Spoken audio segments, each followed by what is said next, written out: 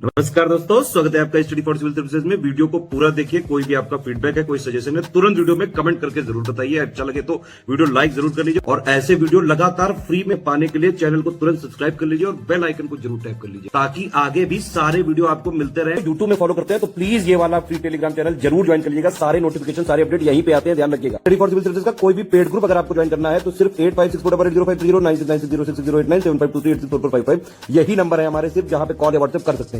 Instagram पे हमारा page जरूर फॉलो कर लीजिएगा, studyforcivil.services है। ट्विटर पे हमको जरूर फॉलो कर लीजिएगा, @studyforcivil। आज के वीडियो में हम डिस्कस करेंगे इंडियन कल्चर का एक नया टॉपिक जो कि है इंडियन लिटरेचर्स। हम इंडियन लिटरेचर को पूरी तरीके से डिस्कस करेंगे, एंशियंट लिटरेचर से लेके मॉडर्न लिटरेचर तक। लेकिन आज के वीडियो में हम डिस्कस करेंगे एंशियंट इंडियन लिटरेचर, और एंशियंट इंडियन लिटरेचर में भी हम नॉर्दर्न इंडियन लिटरेचर यानी कि उत्तरी भारत में जो भाषाएं बोली जाती थी उनमें जो लिटरेचर्स लिखे गए हैं उन्हें हम डिस्कस करेंगे। और इसके नेक्स्ट वीडियो में हम साउथ इंडियन लिटरेचर्स को डिस्कस करेंगे। उसके बाद फिर हम मेडिवल और मॉडर्न लिटरेचर्स को डिस्कस करेंगे उनके अगले वीडियोस में। तो चलिए आगे बढ़ते हैं और क्वेश्चन के फॉर्म में इस पूरे टॉपिक को कवर करते हैं। हमारा क्वेश्चन कह रहा है, right a note on ancient Indian literatures of northern India. उत्तरी भारत के प्राचीन साहित्य पर टिप्पणी लिखिए। तो हम बताएंगे कि इंडिया में जो नॉर्थ इंडिया में एंशियंट लिटरेचर लिखा गया है उसे 3 भागों में वर्गीकृत किया जाता है। यह है संस्कृत साहित्य, बौद्ध साहित्य और जैन साहित्य। संस्कृत साहित्य अगर हम देखें तो ये भी 3 ग्रुप में डिवाइड किया गया है। संस्कृत ड्रामा, संस्कृत पोइट्री और अदर मेजर संस्कृत टेक्स्ट यानी कि संस्कृत नाटक, संस्कृत कविता, अन्य प्रमुख संस्कृत ग्रंथ। संस्कृत लिटरेचर में जो ग्रामर यूज़ की जाती है, जो ग्रामर के रूल्स फॉलो किए जाते हैं, वो लिखे हुए हैं अष्टाध्यायी नाम की एक किताब में, जिसे कि महर्षि पाणिनि ने लिखा था। इसके बाद हम संस्कृत ड्रामा कौन कौन से इन्हें डिस्कस करेंगे। तो सबसे पहले हम बताएंगे कि भारत मुनि का नाट्य शास्त्र में ड्रामा के बारे में बताया गया कि आपको ड्रामा में किस तरीके से प्रदर्शन करना है, हाव भाव क्या होने चाहिए, मंच के बारे में बताया गया है, निर्देशन और अभिनय से संबंधित नियम, ये सब भारत मुनि के नाट्य शास्त्र में लिखे गए हैं। तो अभी जब हम क्लासिकल डांस पढ़ेंगे, म्यूज़िक पढ़ेंगे, तब भी हमें भारत मुनि के नाट्य शास्त्र का मेंशन मिलेगा, क्योंकि जब आर्ट को देखा जाए, परफॉर्मिंग आर्ट्स को, तो भारत मुनि का नाट्य शास्त्र काफ़ी एक फेमस रचना है। मेजर संस्कृत ड्रामास कौन कौन से अब हम देखते हैं। तो मालविका अग्निमित्र, विक्रम उर्वशिया, अभिज्ञान शकुंतलम, ये सब लिखे हुए हैं कालिदास द्वारा। उसके बाद मृच्छकटिका नाम का एक ड्रामा है जिसे सुद्रक ने लिखा था। फिर मुद्रा राक्षक देवचंद्र गुप्त, विशाखा दत्त ने लिखा था। उत्तर रामचरितम ये 700 AD में लिखी गई थी, इसे भावभूति ने लिखा था। फिर स्वप्न वासव दत्त, पंचतंत्र उरुभंगा, इसे भास ने लिखा था। रत्नावली, नागानंद, प्रियदर्शिका, इसे हर्षवर्धन ने लिखा था। ये सब हो गया संस्कृत के ड्रामा। अब हम आते हैं संस्कृत की पोइट्री के ऊपर। नाटक के विपरीत, जिनमें मुख्य रूप से पाठ पर ध्यान केंद्रित किया जाता है यानी कि टेक्स्ट पर ध्यान दिया जाता है नाटक में, वहाँ दूसरी तरफ कविता में शैली, भाषण की आकृति आदि पर ध्यान दिया जाता है, यानी फोकस किया जाता है पोइट्री में फॉर्म पर, स्टाइल पर, फिगर ऑफ स्पीच पर। ये पोइट्री की हमने थोड़ी सी डेफिनेशन दी है। उसके बाद हम मेजर जो संस्कृत काव्य हैं, संस्कृत पोइट्री है, उन्हें बताएंगे। ये पोइट्री है सबसे पहली कुमार संभव, रघुवंश, मेघदूत, ऋतु संभार, इसे कालिदास जी ने लिखा था।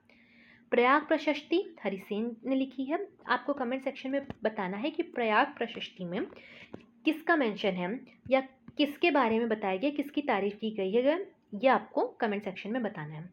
फिर गीत गोविंद है जिसे जयदेव ने लिखा है। फिर आता है किराता जूनियम, जिसे भारवी ने लिखा है।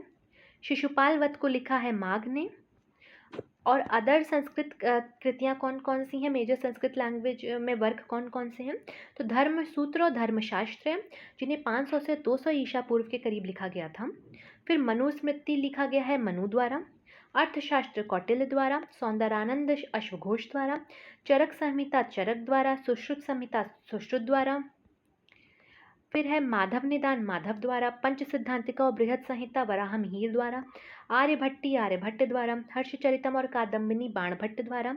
और मेजर संस्कृत टेक्स्ट ज़्यादातर लिखे गए थे एंशियंट इंडिया के टाइम पे। फिर उसके बाद जब मेडिवल पीरियड आता है तो हमने जैसे देखा था कि धीरे धीरे भाषाएं विकसित होने लगी थी। हमने अपने पिछले वीडियो में देखा था इंडियन क्लासिफिकेशन ऑफ लैंग्वेज में। उसी के टाइम पे फिर मेडिवल टाइम पे और भाषाएं आ जाती हैं, जैसे हिंदी, बंगाली, ये सारी भाषाएं आने लगती हैं, उर्दू आने लगती है, पर्शियन आने लगती है। उस टाइम पे संस्कृत का चलन काफ़ी कम हो गया था, तो संस्कृत में उतने ज़्यादा लिटरेचर्स नहीं लिखी गई। पर मेजर जो 2 लिटरेचर्स मेडिवल पीरियड में लिखी गई हैं वो है राजतरंगिणी, जिसे कल्हान ने लिखा है, और कथा सरित सागर, जिसे सोमदेव ने लिखा है। इसी के साथ हमारा संस्कृत लिटरेचर का पॉइंट ख़त्म होता है। अब हम बुद्धिस्ट लिटरेचर पर आएंगे, और हम बुद्धिस्ट लिटरेचर को डिस्कस करें इससे पहले मैं आपको बताना चाहती हूँ कि स्टडी फॉर सिविल सर्विसेज के पेड ग्रुप्स स्टार्ट हैं UPPCS 2022 प्रीलिम्स और मेंस के लिए। आप नीचे दिए गए नंबर पर कॉन्टैक्ट करके इन पेड ग्रुप्स के बारे में जानकारी ले सकते हैं, इन्हें ज्वाइन कर सकते हैं। इन सारे वीडियोज़ की PDF आपको इन्हीं पेड ग्रुप्स में मिल जाएगी। साथ ही साथ आपको और स्टडी मटेरियल प्रोवाइड किया जाएगा, जिससे आपका सारा सिलेबस भी कवर हो जाएगा। इसके साथ ही साथ आपकी मेंस आंसर राइटिंग प्रैक्टिस कराई जाएगी, आपके आंसर्स को रिव्यू भी किया जाएगा, और आपका सारा क्यूरीज जो रहेंगी उसे 1-to-1 डिस्कशन के थ्रू सॉल्व किया जाएगा। तो आपकी प्रिपरेशन अनदर लेवल हो जाएगी। आप नीचे दिए गए नंबर पे कांटेक्ट करें और ग्रुप्स को ज़रूर ज्वाइन करें। अब हम आते हैं नेक्स्ट सेक्शन पे, जो कि है बुद्धिस्ट लिटरेचर। उत्तर वैदिक काल में प्राकृत और पाली में लोकप्रिय होने लगी थी। हमने क्लासिफिकेशन ऑफ इंडियन लैंग्वेज में देखा था कि 600 BC के अराउंड बुद्धिस्ट पाली लैंग्वेज और प्राकृत लैंग्वेज विकसित होने लगी थी। तो उसी टाइम पे बुद्धिस्ट लिटरेचर भी आने लगते हैं, बुद्धिस्ट और जैन लिटरेचर भी इसी टाइम पे आते हैं, जैसे जैसे लैंग्वेज विकसित होती है। और पाली और प्राकृत भाषाएं जब लोकप्रिय हुई, उस टाइम पे बुद्धा ने अपनी शिक्षा पाली में दी थी, और अधिकांश बौद्ध ग्रंथ पाली भाषा में फिर इसीलिए लिखे गए, क्योंकि 600 BC के अराउंड बुद्धा ने अपनी बातें कही थी, उन्होंने ज्ञान दिया था। तो उसी टाइम पे जो भाषा उन्होंने इस्तेमाल की थी वो फिर लिटरेचर की भाषा भी बनने लगी, और जो उनके लिटरेचर हुआ करते थे बुद्धिज़्म के, वो उसी भाषा में लिखे जाने लगे। प्राकृत भाषा जैनिज़्म की भाषा थी मेनली, और पाली भाषा बुद्धिज़्म की भाषा हुआ करती थी। अब हम देखेंगे बुद्धिस्ट लिटरेचर भी डिवाइडेड है 2 पार्ट में, जो कि है कैनोनिकल लिटरेचर यानी विहित साहित्य, और नॉन कैनोनिकल यानी गैर विहित साहित्य। कैनोनिकल लिटरेचर वो होते हैं जिनमें बुद्धा की शिक्षाओं के बारे में बताया गया है। अब इनका सबसे अच्छा उदाहरण हम देखें तो विनय पिटक, सुत्त पिटक और अभिधम्म पिटक है। अब आपको ये बताना है कि विनय पिटक और सुत्त पिटक में किस बारे में बताया गया है और अभिधम्म पिटक में किस बारे में बताया गया, आप कमेंट सेक्शन में मेंशन करेंगे। तो विनय पिटक और सुत्त पिटक प्रथम बौद्धिक जो परिषद हुआ था उसके दौरान संकलित की गई थी, यानी फर्स्ट बुद्धिस्ट काउंसिल के दौरान इन्हें कंपाइल किया गया था। उसके अलावा अभिधम्म पिटक को कंपाइल किया गया था थर्ड बुद्धिस्ट काउंसिल के दौरान। तो नीचे कमेंट सेक्शन में आप ये भी बताएंगे फर्स्ट और second, third, fourth 4 Buddhist council हुई थी, ये चारों कहाँ कहाँ पे हुई थी और किस किस शासक के दौरान ये हुई थी। साथ ही साथ ये भी बताएंगे कि इन चारों बुद्धिस्ट काउंसिल के अध्यक्ष कौन थे। काफ़ी इंपॉर्टेंट क्वेश्चन है और कई बार प्रीलिम्स में पूछा जा चुका है, तो आप इसे ज़रूर पढ़िए और कमेंट सेक्शन में मेंशन करिए। फिर आता है नॉन कैनोनिकल लिटरेचर यानी गैर विहित साहित्य। ये बुद्ध के बारे में बताता है। हमें कैनोनिकल लिटरेचर में बुद्ध की कहानियों के बारे में पता चलता है, बुद्ध के ज्ञान हमें कैनोनिकल लिटरेचर में बुद्धा के द्वारा दिए गए ज्ञान के बारे में पता चलता है, उनके जो नियम थे उनके बारे में पता चलता है। और दूसरी तरफ गैर विहित साहित्य में हमें बुद्ध के बारे में, कहानियों के बारे में पता चलता है, और इसका सबसे फेमस उदाहरण है जातक कथाएं। उसके अलावा बुद्ध चरित्र, जिसे अश्वघोष ने लिखा है। अन्य बौद्धिक ग्रंथ कौन कौन से हैं? दीपवंश और महावंश, जिसे बौद्ध भिक्षु महामन ने लिखा है। बोधिवंश उपतीसा ने लिखा है। विशुद्धि मार्ग बुद्धघोष ने लिखा है। मिलिंदा पानु नागसेन ने लिखा है। इसके बाद हम आएंगे जैन लिटरेचर पर। तो हमने जैसे डिस्कस किया पहले कि पाली बुद्धिज़्म की भाषा थी और प्राकृत जैनिज़्म की भाषा थी। प्राकृत भाषा में जैन विहित साहित्य की प्रमुख भाषा थी। कुछ जैन ग्रंथ साहित्य संस्कृत में भी लिखे गए हैं, लेकिन मेजर जो थे वो प्राकृत में ही लिखे गए थे। प्रमुख जैन साहित्य कौन कौन से हैं? गाथा सप्तशती, जिसे हाल ने लिखा है। कल्पसूत्र और उवासघरम भद्रबाहु ने लिखा है। समयसार और नियमसार कुंड ने लिखा है। रत्नाकरंद और आप्तमीमांसा सामंत भद्र ने लिखा है। शिवाका चिंतामणि तिरुकट्टेश्वर ने लिखा है, और महापुराण और आदि पुराण जिनसेन ने लिखा है। तो देखिए सारे नाम आपको 2, 4, 5 बार पढ़ने पड़ेंगे तभी आपको याद होंगे, और ये प्रीलिम्स में अक्सर मैच द फॉलोइंग में क्वेश्चन आ जाता है। आपको रचना दी जाएगी और किसने लिखा है ये दिया जाएगा।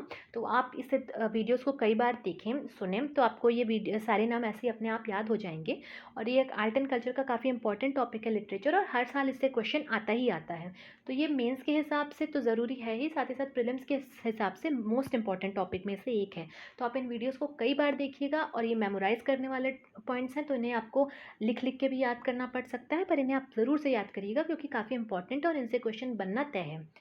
इसी के साथ हमारा एंशियंट इंडियन लिटरेचर का नॉर्दर्न साइड का जो पार्ट होता है वो कंप्लीट होता है। अब हम नेक्स्ट वीडियो में द्रविडियन लिटरेचर के बारे में बात करेंगे। हम संगम टेक्स्ट के बारे में समझेंगे, बाकी कन्नड़, मलयालम और तेलुगु लिटरेचर के बारे में भी समझेंगे। बने रहिएगा चैनल के साथ। मिलते हैं नेक्स्ट वीडियो में। Thank you for watching.